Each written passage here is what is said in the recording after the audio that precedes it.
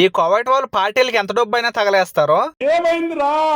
Recent గా మా మేడంకి డెలివరీ అయింది. ఆవిడికి బాబు పుట్టాడు. అందుకని చెప్తే అందరూ ఇంట్లో పార్టీ పెట్టుకుంటున్నారు. ఈ పార్టీలోకి డెకరేషన్స్ ఐటమ్స్ ముందుగానే ఆర్డర్ పెడితే అవి పూర్తి అయిపోయాయంట. అవి తీసుకుని రమ్మని చెప్పి ఫాహిల్ పంపిస్తున్నారు. ఈ మధ్య కాలంలో వర్షాలు బాగా ఎక్కువ పడడం వల్ల అనుకుంటా ఎప్పుడు ఎండిపోయి ఉండే ఎడార్లో అక్కడక్కడ పువ్వులు పూచి భలే అందంగా కనిపిస్తున్నాయి.